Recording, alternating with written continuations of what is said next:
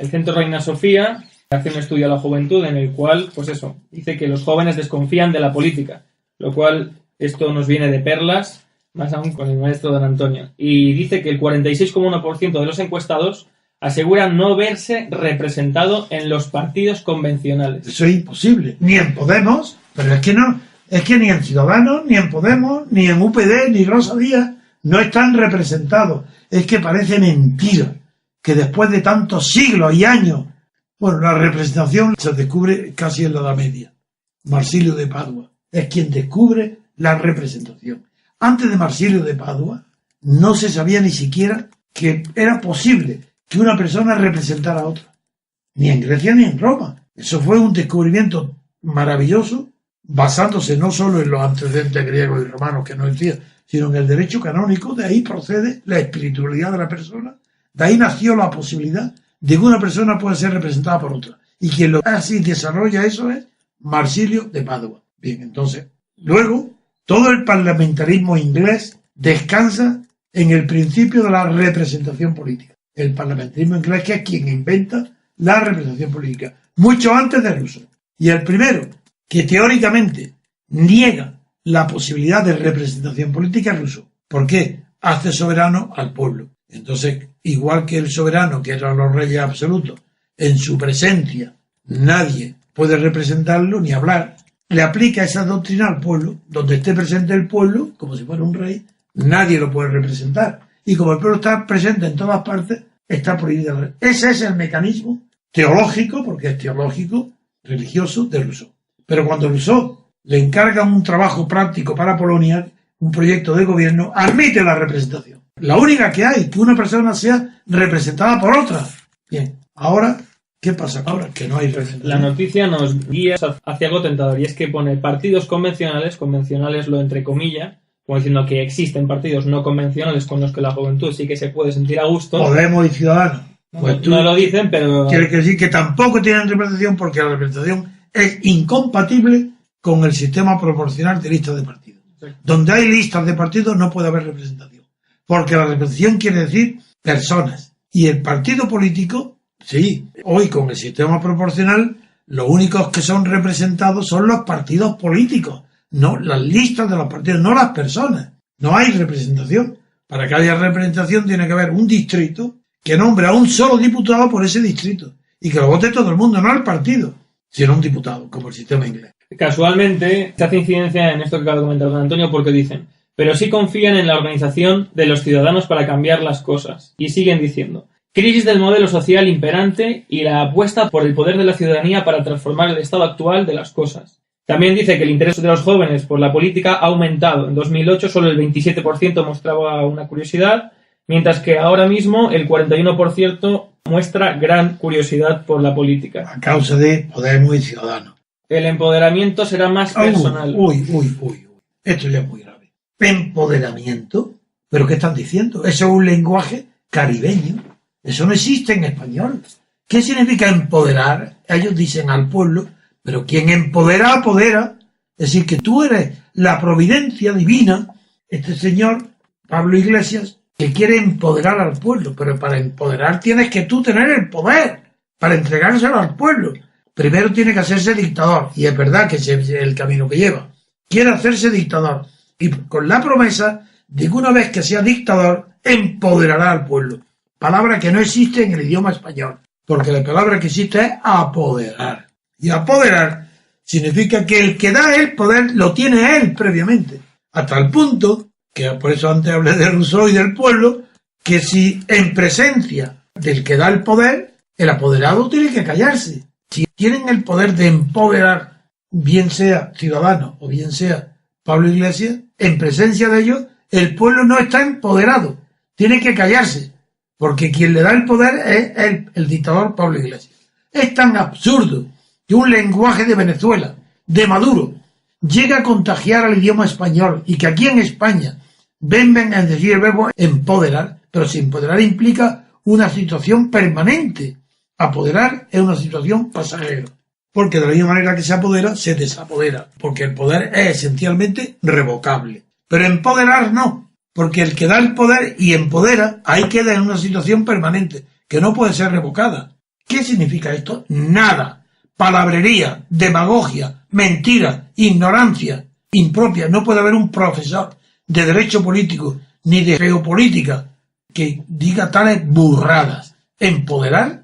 Pero que me expliquen quién empodera. En fin, continúa. Nada, dice que casi todos creen que si los ciudadanos se organizan es posible cambiar las cosas y dice que si se comprometen, pues eso, el empoderamiento será más personal y ya no estará ligado a las instituciones sino al individuo. Esto va bastante... Fascismo. Totalmente, Fascismo. totalmente, porque si no se confía en las instituciones... Caudillismo al individuo. Así que quien empodera al individuo y quien recibe los beneficios del empoderamiento es el que empodera al individuo, el caudillo. Siempre he comparado yo con Mussolini las técnicas que utiliza Pablo Iglesias, lo vengo diciendo el primer día, que a quien imita es a Mussolini. Las personas en España tienen tal vaciedad de conceptos políticos, todo es tan falso, que no saben que Pablo Iglesias en su conducta se ha salido de Izquierda Unida para huir del comunismo. No es comunista nada, no hay peligro ninguno. Está más cerca de Irán que del comunismo, que es quien le paga, y de Venezuela, que es una demagogia pura, caudillismo. No, pues lo buscan y además lo están haciendo bien, porque aquí pone que a pesar de que la mitad de los jóvenes están bastante disgustados al no sentirse representados con el sistema político actual, no obstante el 80% confirma que va a votar en las próximas elecciones. Ya está, ahí ve el engaño. Es decir, no están de acuerdo y votan. Esa es la contradicción absoluta de todos los españoles, porque hay muchísimos que no están de acuerdo. Y votan porque creen, por dos razones votan. Sabiendo que todo es falso, sabiendo que todo está corrompido, votan. Por dos razones. La primera, los más ingenuos, los que menos saben, creen que votar es un deber cívico, cuando es evidente que el voto es un derecho político. No es un deber porque es un derecho, y no es cívico porque es político. Y lo cívico es lo que no es político. Es más, en Carl Schmitt, cuando definen no la política, sino lo político, ahí se está refiriendo claramente a la diferencia de lo político con lo civil. Es una de las bases teóricas más fuertes y más profundas de Carl Schmitt. La mayoría de los encuestados siente indignación, desconfianza, impotencia hacia la política y solo el 2% se manifiesta entusiasmado hacia ella. El 2%. El 2%. Menos mal. Pero hay una parte que no me gusta, que es que se sientan indignados. ¿Cómo se puede sentir un joven indignado? ¿Qué significa eso? ¿Es una contradicción? Porque no conocen el sistema actual, no conocen Ni puede estar decepcionado, porque no ha tenido la experiencia. El indignado es aquel que tiene una experiencia, ha creído, ha tenido una ilusión y descubre que ha sido engañado. Entonces surge la indignación. Y la indignación es el primer movimiento de protesta, pero el menos fructífero, porque de la indignación no sale nada. Una persona indignada se distingue de la que no está indignada, pero conoce el sistema, porque el indignado juzga el sistema por sus efectos indignantes, no por su causa, no por la causa de indignidad. No sabe que el sistema es indigno por la causa, es decir, no hay representación, no hay separación de poderes, es indigno. No hay libertad política, es indigno, pero si creen que es la corrupción y las puertas giratorias lo que produce la indignación de este Pablo Iglesias, ¿eso qué quiere decir? Que pertenece al sistema. Y la prueba, Pablo Iglesias, ¿qué hace? Aceptar la monarquía, el rey. Incluso llega a proponer que lo votaría si se presentara de candidato a la República, el rey. Pero es que se reúne igual con el Partido Socialista y acepta la Constitución, acepta el sistema electoral, no tocarle. Es que acepta que no haya separación de poderes, no es que lo acepta, es que no sabe lo que es separación de poderes. Cree, como Franco, cree que sigue siendo separación de poderes la simple separación de funciones de un solo poder. No lo sabe. ¿Cómo va a estar indignado? Pues si no conocen las causas de la indignación, no surge nunca ninguna solución. Porque el indignado está ciego. Es una pasión inmediata de protesta. Pero que cuando quiere hacer algo constructivo es la envidia de la indignación que quiere coger el poder. Entonces este Pablo Iglesias, su indignación fruto de la envidia. Su camino fruto del deseo de tener un poder para hacer lo que antes le indignaba. Y yo dudo que antes le indignara. Se ha aprovechado del 15M para montarse sobre él, salirse de Izquierda Unida, montar algo imposible de conseguir ni de obtener, es decir, promesas absurdas, igual que el Chiripas, igual que los griegos. Esto es lo que está pasando. Entonces la encuesta de los jóvenes, si la termina, podemos dar por finalizado. Sí, pues siguiendo por esta línea en la que los jóvenes piden dirigentes buenos en vez de instituciones buenas, dicen que los políticos deben estar más pegados a la realidad de sus ciudadanos porque la valoración que se les otorga, por parte de nuestros jóvenes, es realmente espeluznante. Muy bien, espeluznante. No tanto como para que dejan de votar. No será tan espeluznante. No, pero bien, me alegro mucho que estos jóvenes, en el fondo, piensen como vengo yo diciendo desde Franco, desde antes. Me alegro de que tengan esa idea de lo que es la política, de lo que es la corrupción.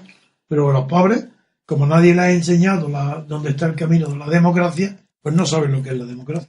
Si fuera usted a La Sexta, en vez de Pablo Iglesias, pues seguramente... se habrían enterado de lo que es la democracia. Seguramente. Y sabría lo que es Estados Unidos. Seguramente. Y Francia, que son los modelos más cercanos, aunque Francia no es una democracia total, pero está muy cerca de conseguirlo. Porque lo que tiene de modélico Francia, que es muy bueno, tanto como mejor que el de Estados Unidos, es porque el sistema electoral francés es mejor. Pero el resultado es el mismo. En Estados Unidos, los políticos representan a los votantes. Y en Francia también. Y el sistema francés de la doble vuelta hace que sea casi perfecto. El sistema francés ha resuelto la paradoja de Arrop, un premio Nobel de Economía, de que si hay doble vuelta, como el que gana, a la fuerza gana por mayoría absoluta, como en Estados Unidos, que el sistema presidencialista obliga a que sea mayoría absoluta. Demuestra uno, primero, que las mayorías absolutas no es que sean buenas o malas, es que si no hay mayoría absoluta, no hay libertad ni democracia. No es que el bipartidismo sea bueno, sí que eso sobra. Si no hay mayoría absoluta, no hay democracia, hay oligarquía.